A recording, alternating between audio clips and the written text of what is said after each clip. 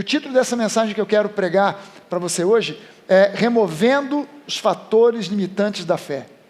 Removendo os fatores limitantes da fé. A fé muitas vezes, a Bíblia diz, né? O justo viverá pela fé. O justo viverá pela fé. E a gente precisa se fortalecer na fé. Mas a fé vem pelo ouvir. A fé não vem pelo orar. A fé não vem pelo jejuar. A fé não vem por qualquer outro meio que não seja o ouvir a pregação da palavra de Cristo. A palavra da graça, a palavra da fé. A palavra da nova aliança. É isso que significa a palavra de Cristo. E a fé vem pelo ouvir. Quanto mais necessitado de fé, quando eu olho para as minhas circunstâncias, eu digo, Deus, eu preciso de muita fé para encarar esse desafio. É nesse momento que eu preciso mais ouvir a palavra da fé. Porque a fé, ela vem pelo ouvir. Ela não vem por um outro recurso qualquer. E pela fé, coisas sobrenaturais podem acontecer na nossa vida. Mas eu preciso remover limites, porque entenda uma coisa, o diabo, ele não está interessado, por exemplo, em matar você. Há pessoas que pensam assim, o diabo está querendo me matar. O diabo não quer te matar, porque se ele te mata, se você morrer hoje, você tem convicção da sua salvação? Então se você morrer hoje, você vai para o céu, qual é a vantagem que o diabo ganha com isso? Absolutamente nenhuma. Ele não está preocupado, tanto o objetivo número 1 dele não é te matar, não é causar enfermidade na sua vida. Isso não é o objetivo número 1 dele, não. É ele quem provoca enfermidade, desgraça na família. É ele quem provoca. Mas o interesse número 1 dele é esse, não. O interesse número 1 dele é roubar, minar a sua fé. O interesse número 1 dele é por isso que quando você aplica a fé, você vê tanta resistência. Porque o interesse número 1 do diabo é roubar a sua fé, é minar a sua fé. Porque com fé, o inferno inteiro, somado e multiplicado por 2, elevado à 10ª potência, não pode contigo. Um crente sozinho é o suficiente para derrotar todo o inferno, somado, multiplicado por 2, elevado à 10ª potência. Por quê? Porque Jesus já venceu o inferno. Amém, gente? É uma obra consumada. Então o diabo ele vem tentar, na verdade, minar a sua fé, porque com fé você derrota o inferno inteiro. Sem fé você não é páreo para um demônio sequer. Sem fé você não é páreo para um demônio sequer. Então o objetivo número 1 dele é minar a sua fé, é arrancar de você a genuína fé e substituir por religiosidade. Então a gente precisa de ouvir a palavra que gera em nós fé, que nos instrui para que a gente cresça em fé e cresça em graça, que são 2 convites que a Bíblia faz aos crentes, que eles cresçam em fé e que eles cresçam em graça. Então eu preciso conhecer essas 2 bases, que são as 2 grandes bases do Novo Testamento, a fé e a graça, e crescer em ambas essas bases. Quanto mais larga é a base, mais alto é o prédio que eu posso construir em cima dessa base. Uma base pequena não sustenta um prédio alto, e Deus quer edificar na sua vida coisas grandes. Então a gente precisa de uma base grande. Então eu preciso me fortalecer, eu preciso fortalecer a minha fé ouvindo a palavra da fé. Não é qualquer palavra que me serve. Se eu venho à igreja e a minha fé não é fortalecida, então alguma coisa está errada. O que eu ouvi não é o genuíno evangelho. Posso ter ouvido uma bela pregação, emotiva, emocionante e tal, mas se não edificou a minha fé, então o que eu ouvi foi história da carochinha, até mesmo baseada na Bíblia, mas não foi alguma coisa que realmente me leva, que me conduz para viver a vida abençoada que Deus planejou para mim e para você. Amém, gente? Lá em Romanos 1, no versículo 16 e 17, o apóstolo Paulo diz assim, eu não me envergonho do Evangelho, porque o Evangelho é o poder de Deus para a salvação de todo aquele que crê. E essa palavra salvação no grego é sotéria. Sotéria vem de sozo, e sozo significa salvo da morte eterna, curado, próspero, liberto, vitorioso, abençoado com toda sorte de bênçãos. Então quando diz aqui, o apóstolo Paulo diz, eu não me envergonho do Evangelho, porque o Evangelho é o poder de Deus para a salvação. Ele está dizendo, o Evangelho é o poder de Deus para a cura, a libertação, livramento da morte eterna, bênçãos sem medida, família abençoada. Tudo isso é um pacote que Jesus conquistou para mim e para você na cruz do Calvário. Não é simplesmente livramento da morte eterna, e agora eu tenho direito a uma vaga no céu. É mais do que isso. Deus também planejou uma vida abençoada para você aqui nesse mundo. Amém, gente? Então, ele diz, eu não me envergonho do Evangelho porque é o poder de Deus para a salvação de todo aquele que crê, para a cura, para a libertação, para a vida vitoriosa, para a plenitude, primeiro do judeu, depois do grego, ou seja, depois para o gentio. Porque no Evangelho é revelada a justiça de Deus. Ele não diz aqui que a justiça de Deus é uma conclusão que eu chego depois de muito estudar. A minha justificação em Cristo é algo revelado. Por que é que você está aqui? Por que você é membro da Nova? É porque você recebeu uma revelação da sua justificação em Cristo. Não é uma conclusão intelectual. Depois de muito ler a Bíblia, outros livros de teologia, de fazer curso, escola bíblica, Atos, e mais isso e aquilo, seminário, não sei das quantas, eu cheguei a essa conclusão. Não, é uma revelação. Estudos podem ajudar, mas no final das contas, mesmo com todo estudo, eu conheço pessoas que têm estudo de diploma de teólogo, mas não tem revelação da graça, não tem revelação da genuína fé como ela opera. E eu preciso de revelação porque o Evangelho é para ser revelado. Você está aqui hoje porque você recebeu uma revelação, você é membro da Nova porque você recebeu uma revelação. Amém, gente?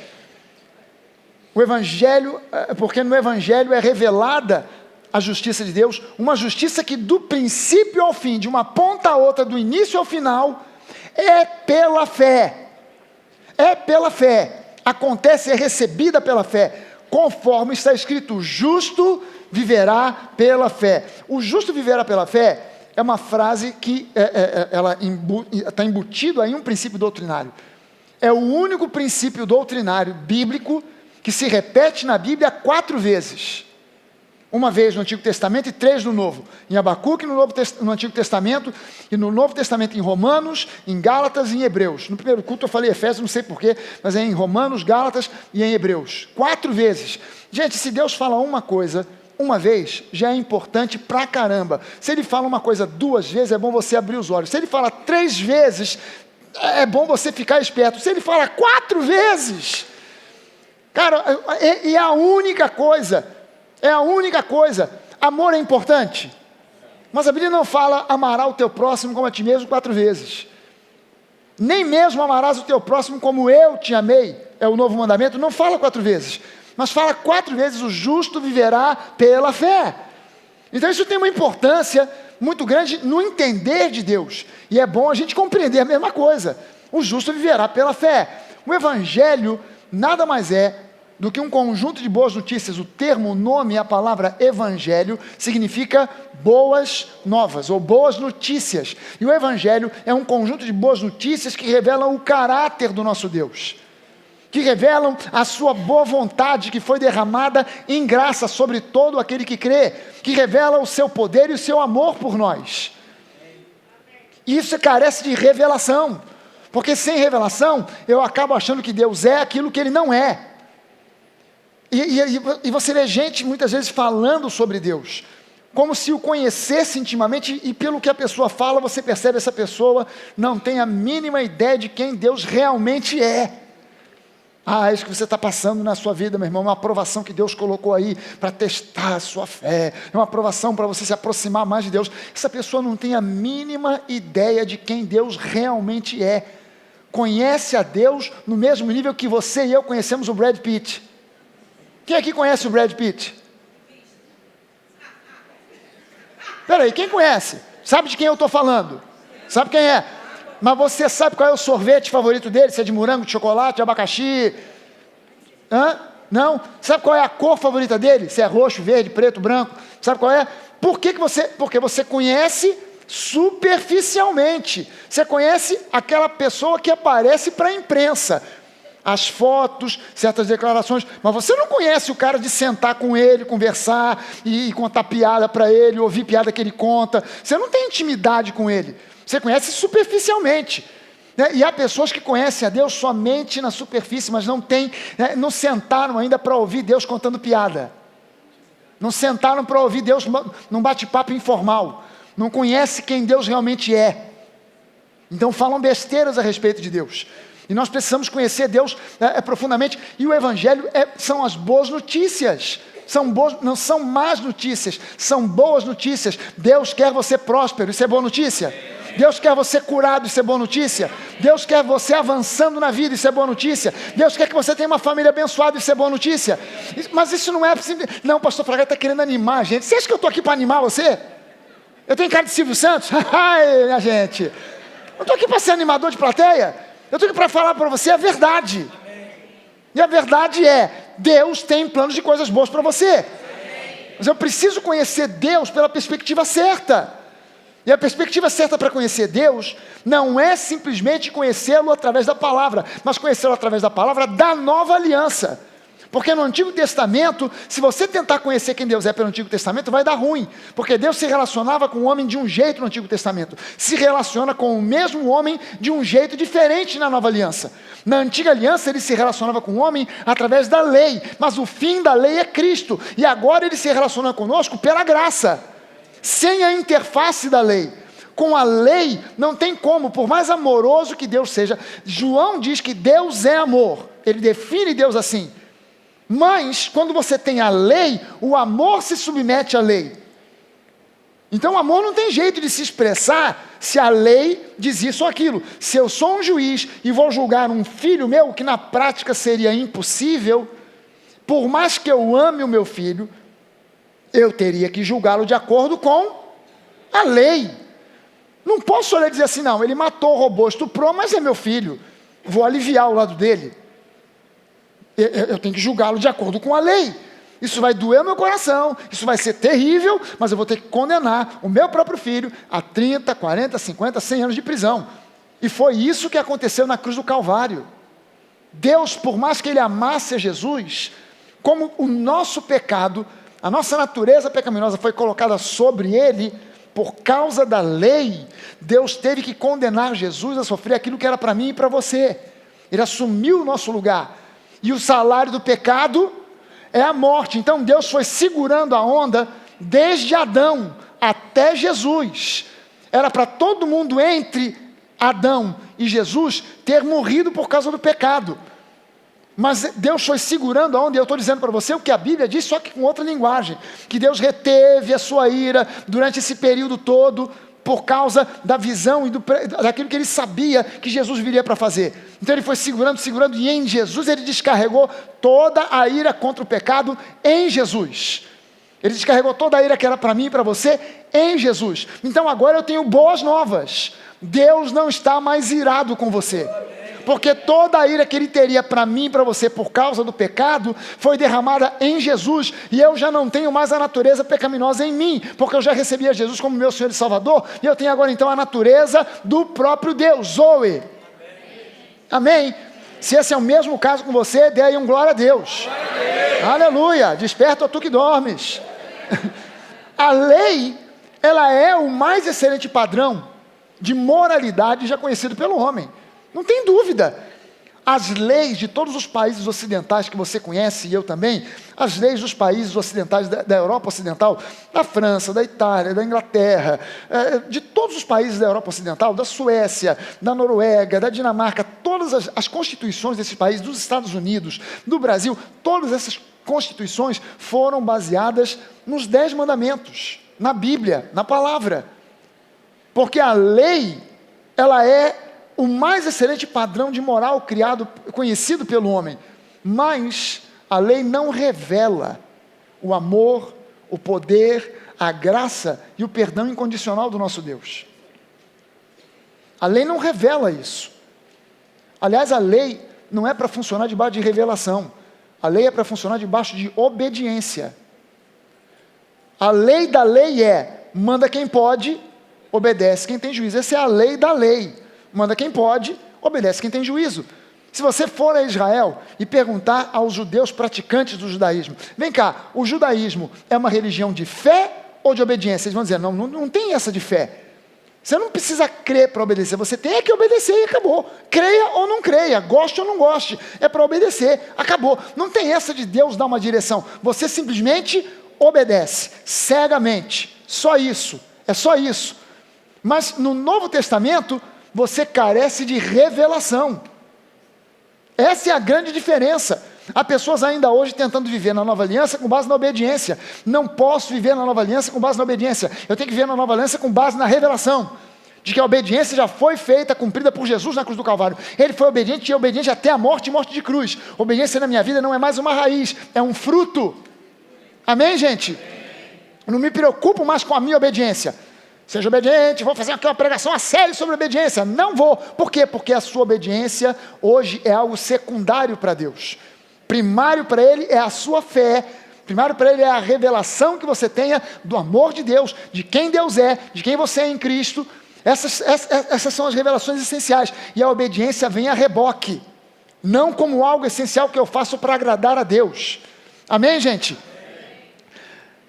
Por isso, a revelação da graça não veio através de uma mensagem, ou de uma teoria, ou de um ensino ministrado por um mestre.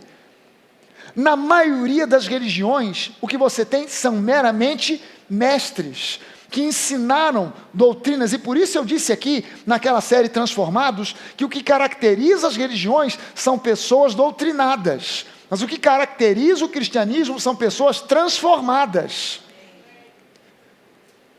Talvez eu não conheça ainda todas as doutrinas da Bíblia, mas eu fui transformado. Sabe que eu já ouvi dezenas de testemunhos, centenas de testemunhos desse tipo. Pastor, eu não conheço, as pessoas estão perguntando por que eu estou fazendo isso, aquilo, outro. Eu sinceramente não conheço tudo o que a Bíblia diz ainda. Eu me converti há uma semana, eu me converti há um mês, mas eu já sei que é por aqui o caminho. Teve uma pessoa aqui, que eu dei esse testemunho aqui, de uma pessoa, que essa pessoa era uma astróloga profissional, ela vivia disso, ela tinha livros e livros e livros, ela veio aqui à igreja, e apesar de não gostar de igreja, não gostar de crente, alguém insistiu, ela veio, no primeiro culto que ela assistiu, ela disse: eu saí daqui, pastor zonza, eu saí daqui empenada, andando meio de lado. E cheguei em casa, o Espírito Santo falou claramente comigo: pega todos esses livros aí de astrologia e joga tudo numa fogueira, taca isso tudo fora.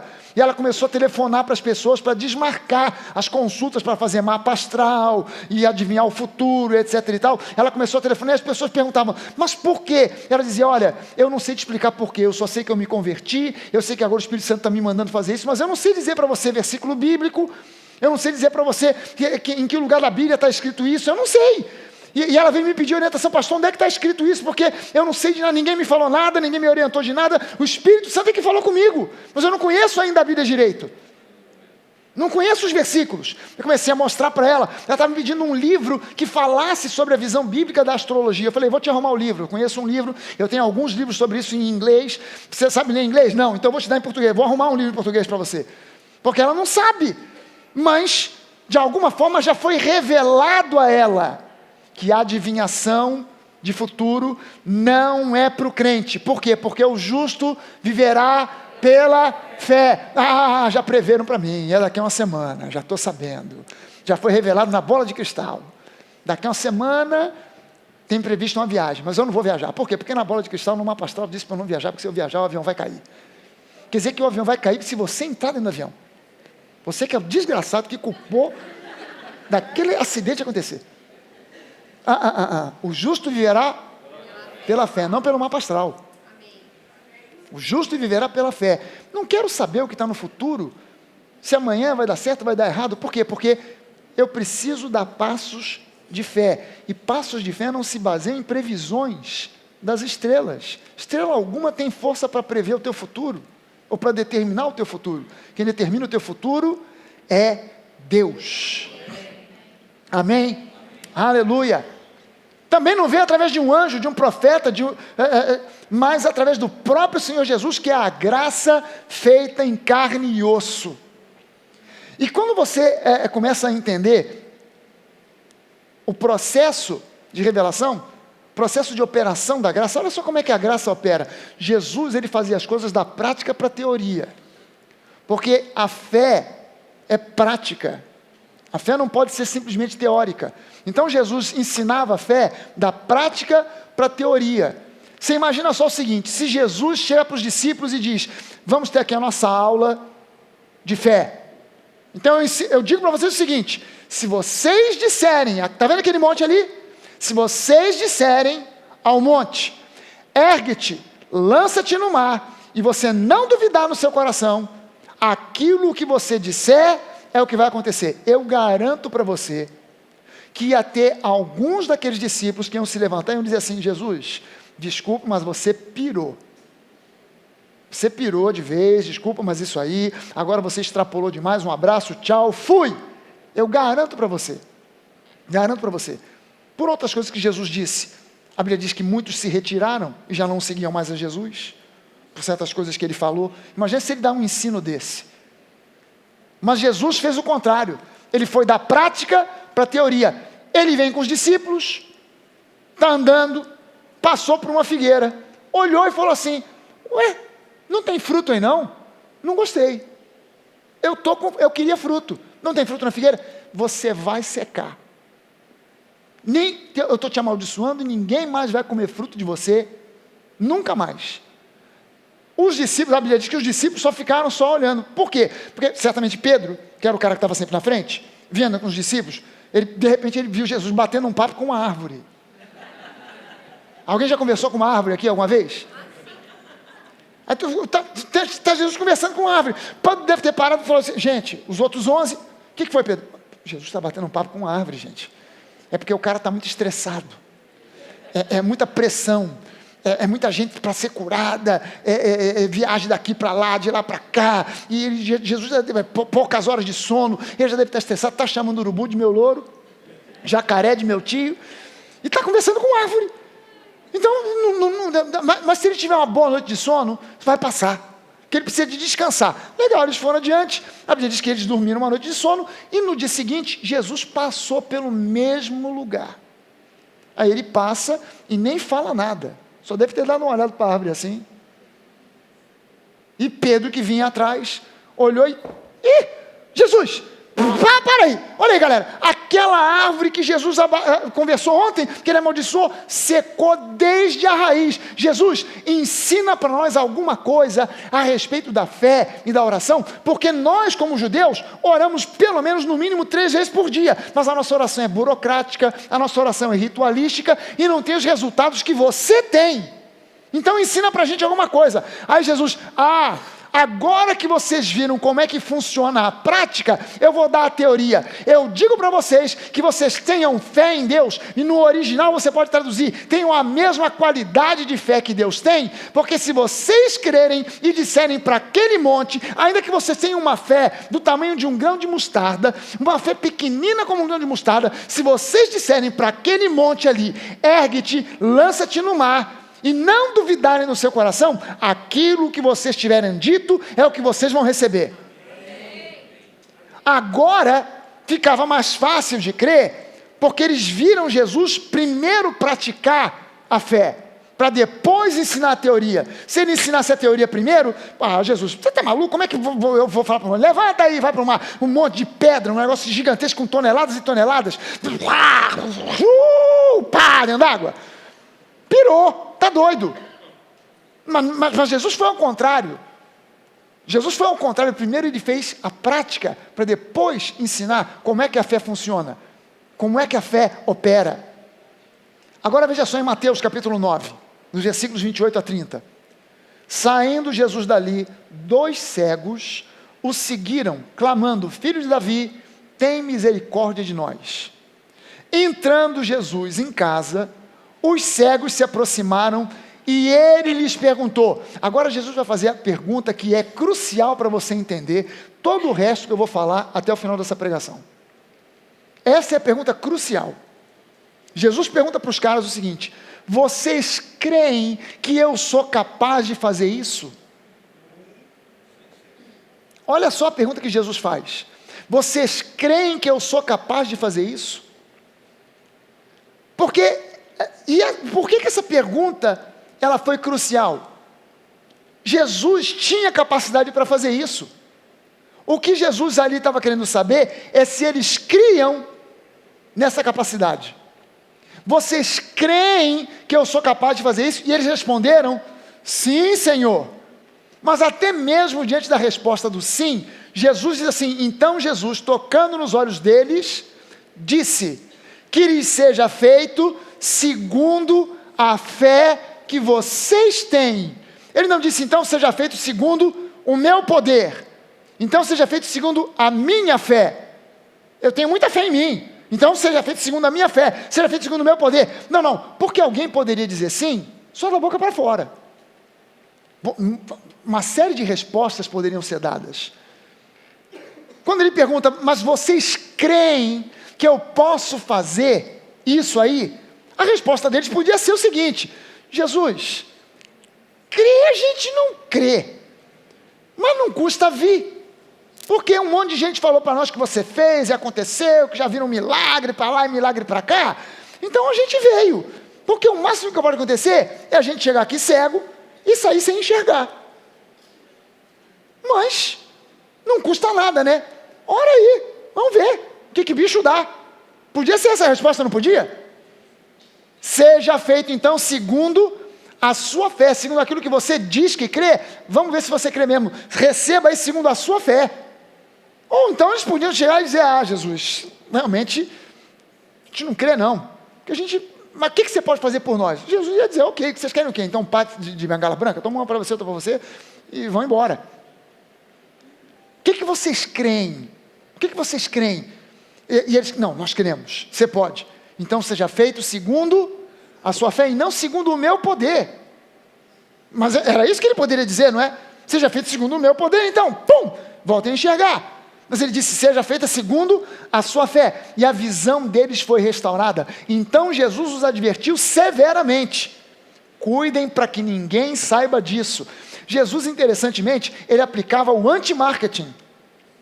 E em vez de fazer o marketing, que é o que muita igreja tenta fazer hoje, o marketing, ele fazia o anti-marketing, não contem para ninguém.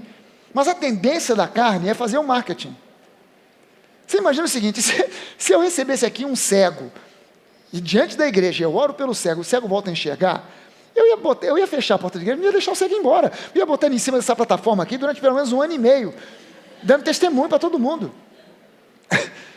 Mas Jesus aplicava o anti-marketing. Ele não pegou o cego, os dois ceguinhos e disse, agora vocês vêm, os dois, um à minha direita, outro à minha esquerda, e aonde eu for vocês digam, olha só, eu era cego, agora enxergo. Não, Jesus aplicava o anti-marketing. A carne pede pelo marketing.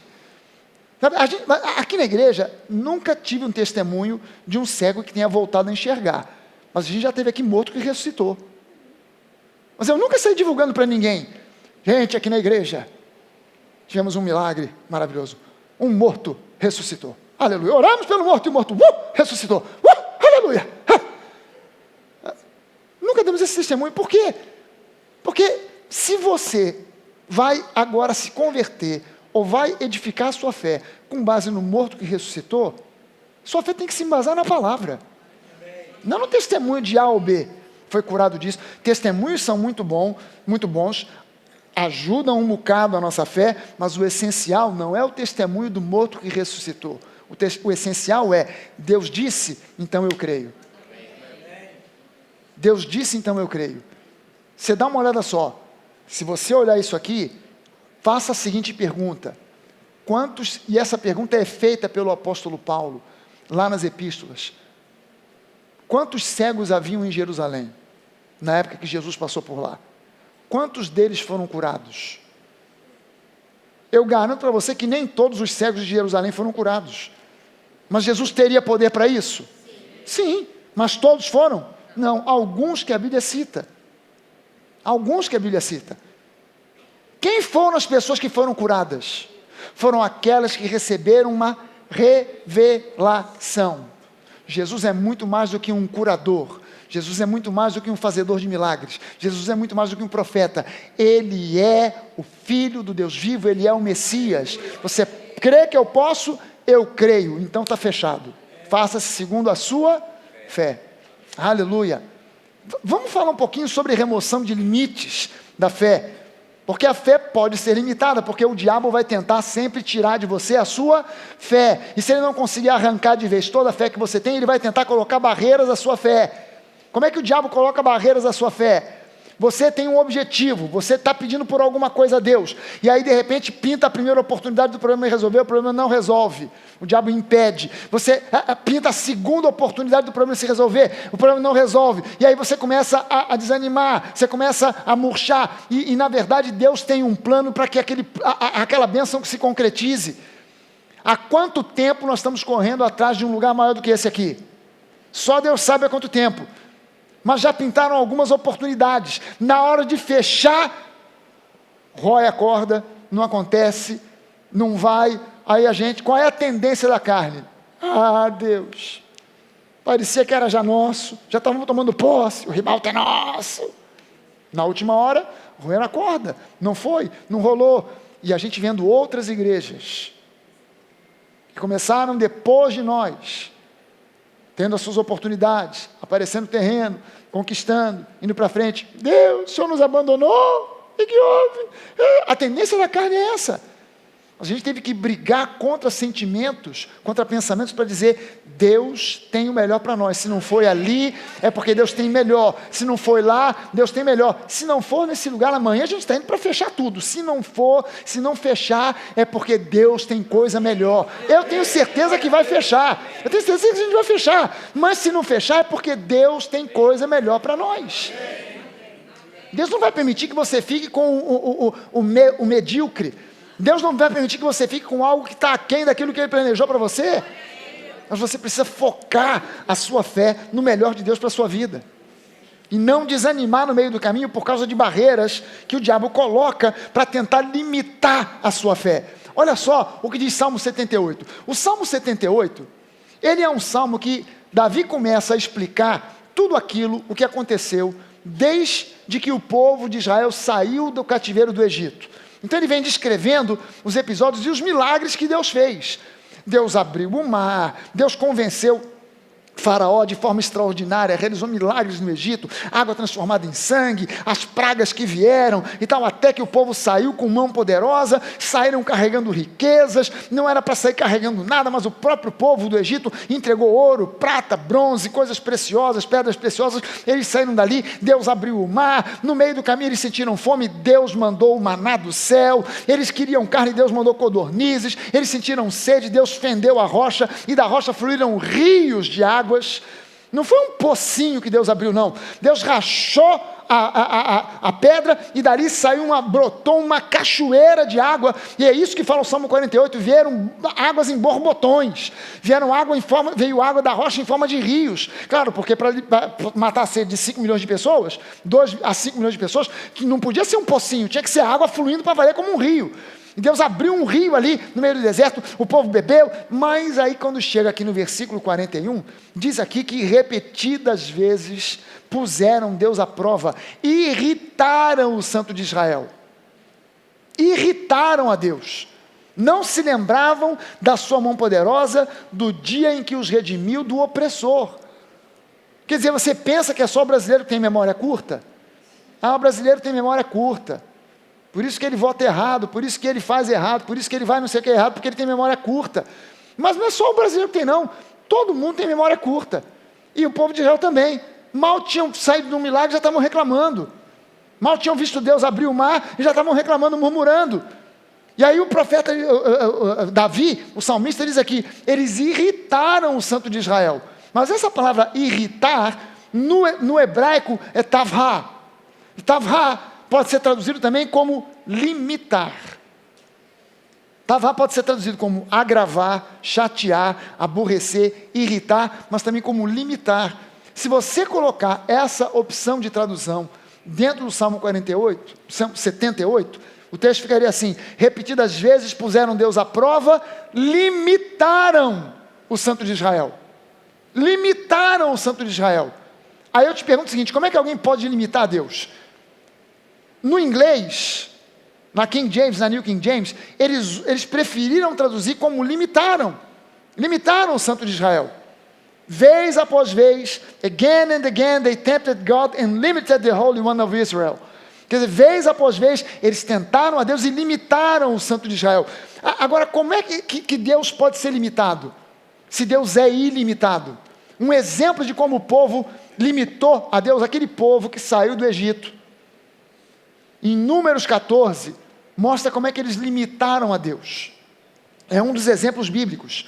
Se você vai lá em Números 14 vem descrevendo que Moisés, ele manda 12 espias à terra de Canaã. Eles chegaram agora, atravessaram o deserto, saíram da escravidão do Egito, atravessaram o deserto, já viram Deus fazer N milagres, e eles agora estão na beira de cruzar o Jordão e ir para a terra prometida. E aí, vão lá 12 espias, quando eles voltaram, 10 diziam, não dá para nós, a terra está lotada de gigantes, está lotada de inimigos, e só 2, Josué e Caleb, diziam, não, nós podemos, Deus prometeu, a gente pode. Agora olha só a consequência dessa história. Depois disse então o Senhor a Moisés e a Arão, até quando eu sofrerei, eu vou ter que aturar essa má congregação que murmura contra mim. Tenho ouvido as murmurações, as reclamações, o mimimi, o nhenhenhé dos filhos de Israel, que eles fizeram contra mim. Agora presta sua atenção no versículo de número 28. Diga a eles o seguinte, 2 pontos, pela minha vida, diz o Senhor, certamente, com certeza, sem sombra de dúvida, conforme o que vos ouvi falar, assim vos hei de fazer. Presta atenção. Conforme eu ouvi vocês falando, é o que eu vou fazer. Neste deserto cairão os vossos cadáveres. Nenhum de todos vós que fostes contados, segundo toda a vossa conta, de 20 anos para cima, que contra mim murmurastes, certamente, com certeza, nenhum de vocês entrará na terra a respeito da qual eu jurei. Presta atenção, porque tem pessoas que dizem, não, a vontade de Deus é soberana, e quando Deus quer, está quisto, acabou. Deus vai fazer. Não é bem assim que a banda toca. Porque a Bíblia está dizendo aqui que Deus jurou que ia dar aquela terra para o pessoal. Mas essa turma aqui, essa geração, não recebeu aquilo que Deus jurou que ia dar para eles. Embora Deus tivesse jurado. A qual eu jurei que faria vocês habitarem nela, salvo Caleb, filho de Jefoné, e Josué, filho de Num. Deus havia jurado, eu vou dar essa terra para vocês. Mas, com aquilo que eles disseram, eles conseguiram limitar Deus. Agora, para pensar um instante. Se Deus disse que iria fazer ao povo conforme eles haviam falado, imagine como seria a história se eles tivessem declarado bênçãos e vitória. Você concorda comigo que a Bíblia teria sido escrita de forma diferente? Você concorda comigo que esse capítulo 14 teria sido completamente diferente? Moisés, eu tenho ouvido esse povo declarando fé, declarando bênçãos, declarando conquistas, declarando a invasão dessa terra e expulsando os inimigos. Então, avise para eles o seguinte, ainda que eles não tenham lanças, escudos, espadas, armaduras, conforme eles disseram, diga a eles que conforme eles disseram, eu farei. Que coisa diferente ia ser a história da Bíblia. Que coisa diferente ia ser. Porque Deus disse, pode dizer para eles o seguinte, conforme eles disseram, é exatamente o que eu vou fazer. O que eles diziam? Deus nos trouxe para esse deserto para morrer. Deus nos abandonou. Vamos morrer nesse deserto. De fome, de calor, de sede. Moisés pode dar um recado para o povo. Conforme eles disseram, tanto murmuraram. Porque murmuração não é uma reclamação só. Murmuração é mais do que isso. Você reclamar, poxa, está calor. Isso não é murmuração, isso é uma reclamação. Poxa, a comida está salgada. Isso é uma reclamação. Murmuração é, está calor, hein? Calor, rapaz. Mas está calor. Esse ar-condicionado é muito vagabundo, não funciona, não adianta nada. Está calor. Ô calor. Mas que calor. O calor não passa, rapaz. Tu ligou o ar? Ligou? Que arzinho vagabundo. Mas está calor. Você viu aquele programa? Vi. Mas tá calor. E aquele filme das... Não, fui ver. Muito legal o filme, rapaz. Mas tá calor. Isso é murmuração. É diferente. Não foi que Deus ouviu uma reclamação e já saiu passando o rodo, não. Ele foi ouvindo, até que ele chegou e falou assim: até quando eu vou suportar esse pessoal murmurando, reclamando, sem parar? Vez após vez. Pode dizer para o povo o seguinte: do jeito que eles estão dizendo, é o que eles vão receber, é o que vai acontecer. Agora lembre-se que o justo viverá pela fé, e a fé, ela é veiculada através da nossa confissão de fé. É Marcos 11, 22 e 23. Tenham fé em Deus, porque eu lhes digo, se alguém disser a esse monte, ainda que você considere a sua fé pequena como um grão de mostarda, se você crer no seu coração e disser a esse monte, levanta-te e ergue-te e lança-te no mar, e não duvidar naquilo que você está dizendo, aquilo que você está dizendo é o que você vai receber. Ah, se fosse o pastor Fragale, que baseado em um versículo aqui, outro ali, e leu, o versículo não diz exatamente isso, mas ele concluiu, por aquilo que o versículo tem uma implicação por detrás do versículo, tem uma implicação que se você disser para o monte, se fosse o pastor Fragale, mas não foi o pastor Fragale, foi Jesus, não foi o apóstolo Paulo. Se fosse o apóstolo Paulo, o apóstolo Paulo pirou, está maluco. Se o apóstolo Paulo, concluindo, não, por revelação, eu fui ao céu, conversei com Jesus, Jesus me disse o seguinte, vou passar para vocês, conforme Jesus me disse, se alguém crer e não duvidar no seu coração, e disser para aquele monte, ergue-te, lança-te no mar, e não duvidar, mas crer, é assim que vai receber. O apóstolo Paulo exagerou, o apóstolo Paulo pirou. Não foi Paulo, não foi Pedro, não foi João, foi Jesus. Jesus em pessoa, quem ensinou isso aqui. Que a fé, ela é veiculada por aquilo que você diz. Jesus primeiro trazia a prática, depois a teoria. Por quê? Porque a prática da fé é o que conta. Fé sem prática, prática da fé exige ousadia e coragem. Sem ousadia e coragem, você não assina um contrato novo de um aluguel, porque você pensa, não vai dar, o lugar é grande, precisa fazer a obra, está feio, está sujo, está ruim, tem que gravar a parede, tem que levantar o teto, rebaixamento, não vou. Tem que ter ousadia e coragem. Se não tiver, não vai para frente, você não começa nem a declarar, e a fé começa por aquilo que você diz, por aquilo que você declara.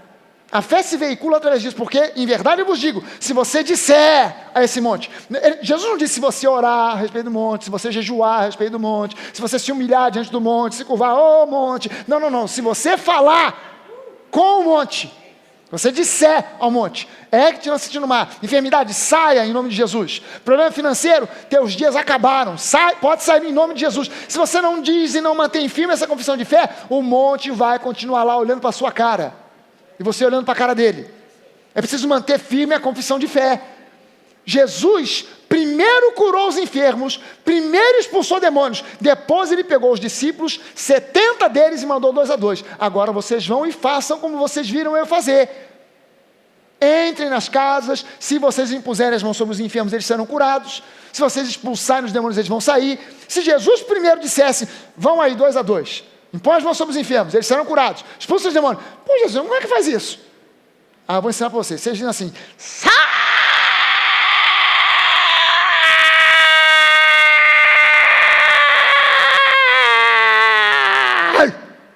Em nome de Jesus. É só isso, Jesus. Impõe as mãos. Aonde? Na cabeça. Não é no lugar da enfermidade, que pode ser algum lugar impróprio. Jesus não ficou dando aula teórica. Jesus expulsou demônios. Olha só, é assim, não é talk show. De onde veio? Para onde vai? Qual é o seu nome? Nome do pai, nome da mãe, CPF. O que está fazendo aí? É com quem? Veio por causa de quem? É da mãe, da avó? Aqui, tá vendo? Não falei? Olha aí. Não é talk show. É você chegar lá e dizer, sai. Não vou sair. Quem é que está aí? É legião. Pode sair você e todos os seus companheiros. É rápido, é já. Vaza, em nome de Jesus. Aprenderam? Na prática. Jesus impõe a mão sobre os enfermos. Olha só, vem cá. Seja feito segundo a sua fé. Pum! Fecha a Aprendeu? Então vamos nessa. Agora a teoria. Se vocês impuserem as mãos sobre os enfermos, eles serão curados. Se vocês vão expulsar os demônios, vocês vão declarar a paz sobre aquela casa e a paz vai chegar lá. Se o pessoal receber a paz, muito bem. Se não receber, vai voltar para você. Não fica no prejuízo. Você segue adiante e toca a bola para frente. Jesus primeiro ensinava a prática, e ele ensinou isso aqui. Se você agora então declarar para o monte, disser para o problema, disser para a enfermidade, para o problema financeiro, ergue-te, lança-te no mar, sai fora, em nome de Jesus, tem que sair. Amém? Romanos 4, 13 e 14 diz assim: não foi mediante a lei que Abraão e a sua descendência receberam a promessa de que ele seria herdeiro do mundo, mas mediante a justiça que vem da fé, da justificação que vem pela fé. Pois se os que vivem pela lei são herdeiros, a fé não tem valor algum e a promessa é inútil.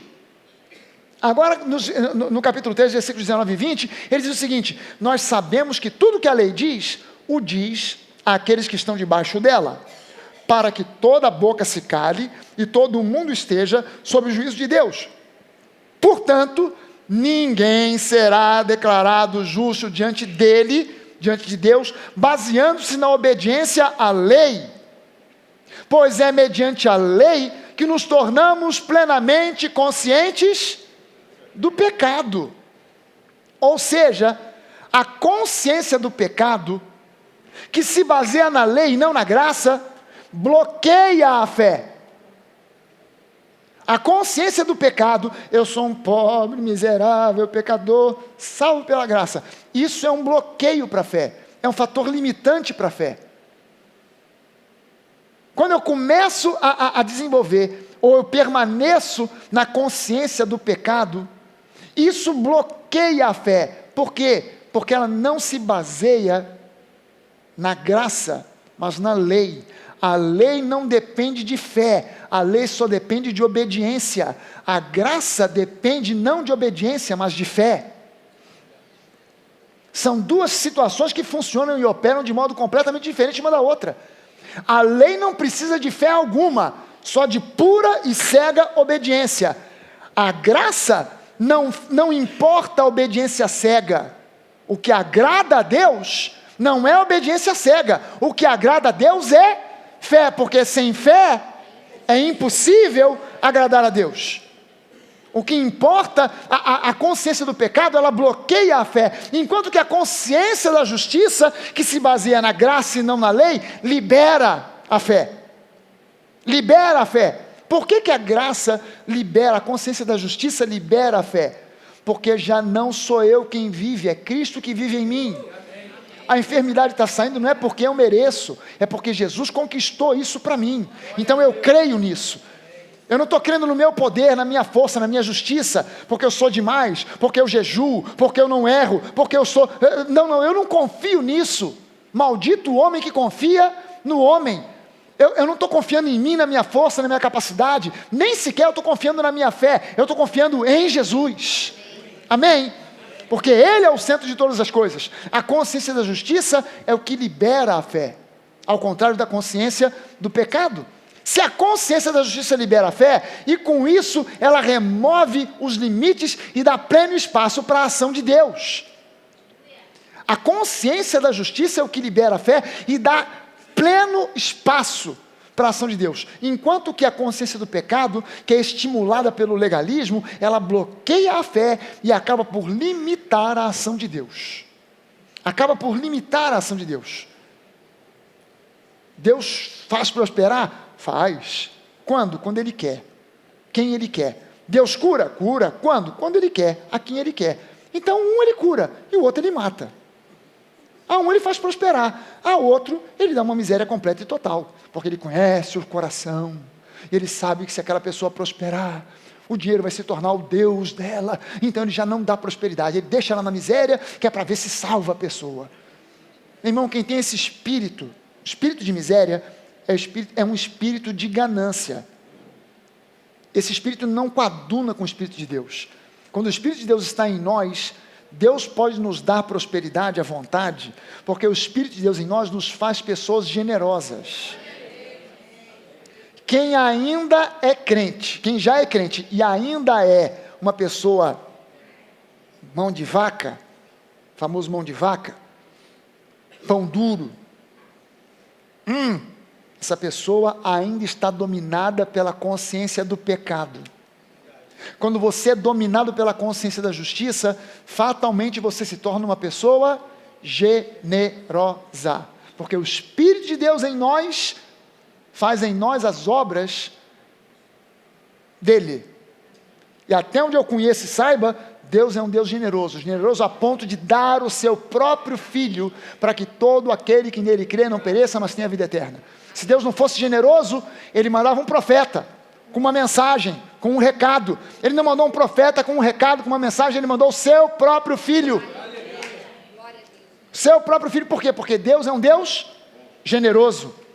Ele é um Deus bom, Ele é um Deus generoso. E esse Espírito é o que está em nós. A consciência do pecado, estimulada pelo legalismo, bloqueia a fé e limita a ação de Deus. A consciência da justiça, ela é alimentada quando eu medito na palavra de Cristo. Não é meramente quando eu medito na palavra de Deus, mas na palavra de Cristo. Há uma diferença. A palavra de Deus é a palavra toda, de Gênesis a Apocalipse. A palavra de Cristo é a palavra da nova aliança. É a palavra da graça. Então eu preciso meditar, não é simplesmente na palavra de Deus, eu preciso meditar na palavra de Cristo, a palavra da graça. Por quê? Porque eu sou pessoa da nova aliança. Então o que me importa mais do que tudo é conhecer a palavra de Cristo, a palavra da graça. É o que eu preciso meditar todo dia, porque quando eu medito nessa palavra, isso é o que desenvolve em mim a consciência da justiça. Quem eu sou em Cristo, o que eu possuo, o que eu posso em Cristo. E há duas coisas básicas que me servem de alimento espiritual sólido na palavra de Cristo, na palavra da graça, que me é revelado na palavra de Cristo, na palavra da graça. Em primeiro lugar, quem eu sou em Cristo. Em segundo lugar, quem Deus realmente é. Se você quiser inverter a ordem dos fatores não altera o produto. Quem Deus realmente é, não segundo as religiões, não segundo a religiosidade, não segundo os mitos que falam a respeito de Deus, mas conhecer quem Deus realmente é, segundo a sua palavra, e conhecer quem eu sou, a minha nova identidade em Cristo. Aliás, não é para outra coisa que eu escrevi aquele livro, Sua Nova Identidade.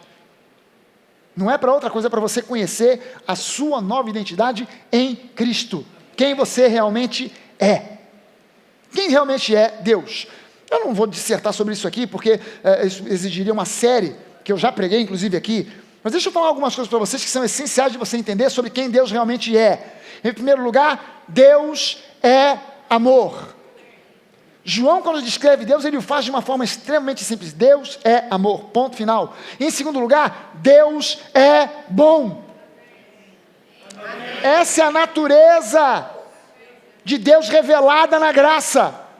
Essa natureza de Deus não se revela na antiga aliança, mas na antiga aliança você tem sombras, dicas de que Deus é bom, de que Deus é amor, mas na nova aliança fica claro, esclarecido, que Deus é amor, que Deus é bom.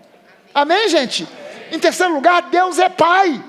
Essa é a maior revelação que Jesus trouxe para nós. Deus é Abba, Pai. Ele é nosso Pai. Essas são revelações da palavra de Cristo, o Evangelho da graça, a palavra da nova aliança.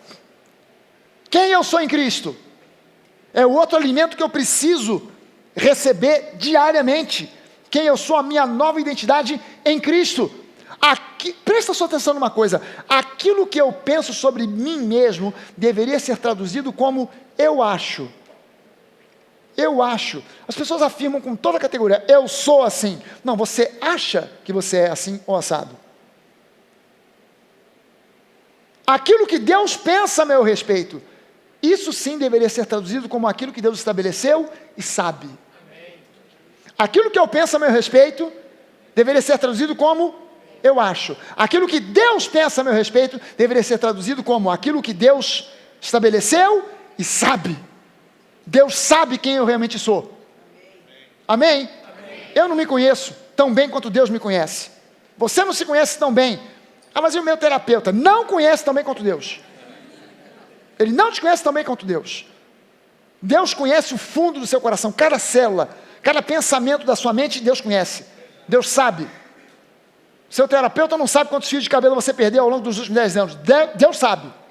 Exatamente. A Bíblia diz que não cai um fio de cabelo da sua cabeça sem que Deus saiba. Não tem um que Ele não saiba. Deus te conhece. Aquilo que Deus pensa a seu respeito teria que ser traduzido como aquilo que Deus estabeleceu e aquilo que Ele sabe. Na verdade, nem mesmo aquilo que os outros pensam sobre mim importa, porque aquilo que os outros pensam sobre mim é apenas um quadro, é uma foto. Mas eu não sou uma foto, eu sou um filme.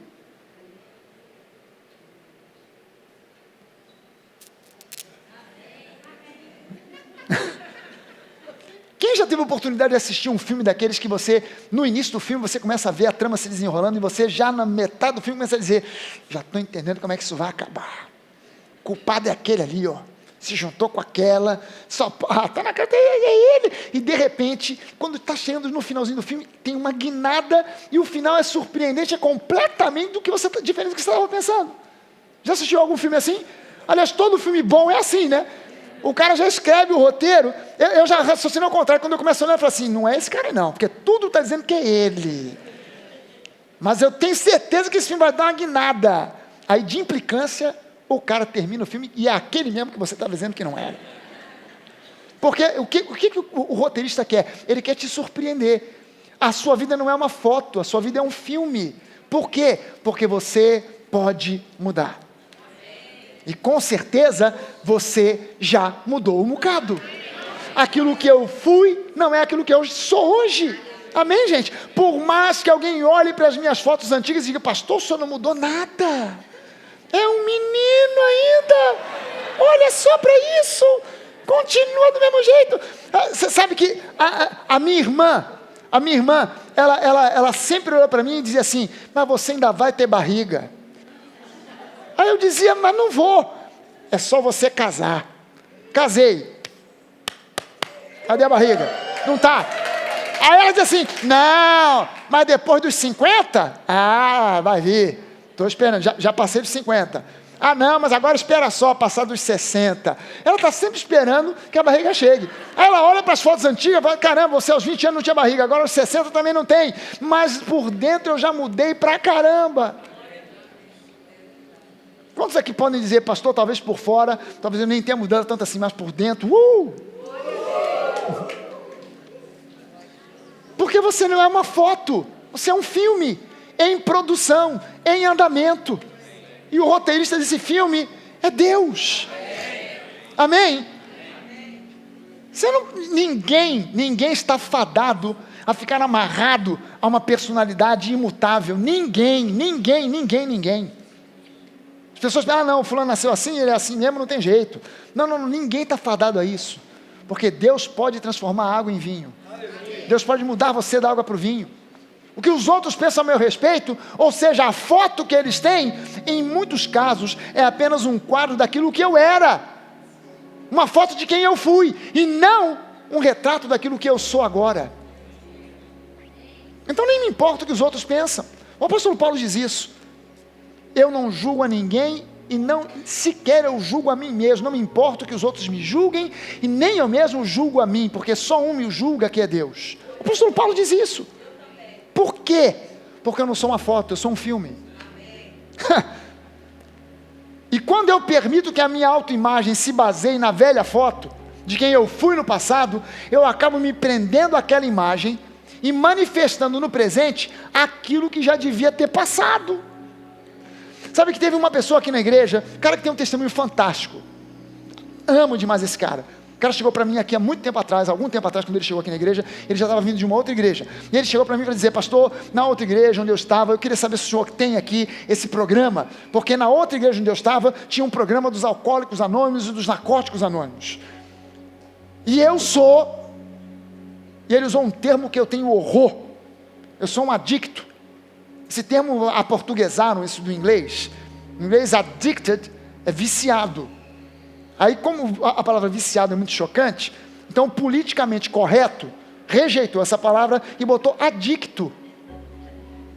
Peraí, vamos falar na real. Viciado. Aí o cara diz para mim, eu sou adicto. E eu estou limpo há tantos anos, há tantos meses, há tantos dias e há tantas horas. Aí eu disse para ele assim, peraí, é isso que você tem confessado, é isso que você tem dito. Olha só, é por isso que muitas pessoas entram nesses programas, ficam limpos durante 1, 2, 3 anos e de repente, pum, cai e volta e começa do zero de novo. Por quê? Porque a afirmação, a confissão de fé da pessoa é: eu sou um alcoólatra, eu sou um adicto, eu sou um viciado, eu só estou longe da droga, do álcool, do problema há 1 ano, 2 meses, 1 semana, 3 dias e 2 horas. Mude a sua confissão de fé, eu disse para ele. Diga: eu fui um viciado, mas eu sou uma nova criatura em Cristo. As coisas antigas já passaram. O meu passado não tem poder de determinar o meu presente. Você sabe que a luta hoje desse cara é ajudar pessoas que têm o problema com drogas e com álcool. E exatamente o ensino central daquilo que ele tem dito. Ele já fez curso, e o coração dele arde por ajudar esse pessoal. Mas a primeira coisa que ele disse para esse pessoal: você não é um viciado. Se você recebe a Jesus, você foi um viciado, você agora é uma nova criatura. E essa é a confissão da nova criatura, que tem que ser mantida pela fé firmemente. Mantenha firme a sua confissão de fé. Eu fui violento com a minha esposa, mas eu sou uma nova criatura. Eu fui viciado nisso ou naquilo, eu fui um alcoólatra, mas eu sou uma nova criatura. Eu fui assim ou assado com os meus filhos, eu fui um irresponsável no passado, mas agora eu sou uma nova criatura. As coisas velhas já passaram. Eu fui envolvido com a prostituição, mas agora eu sou uma nova criatura. Amém? E o meu passado não tem poder ou autoridade para impedir o meu futuro de ser uma bênção, de impedir o meu presente de ser um presente abençoado.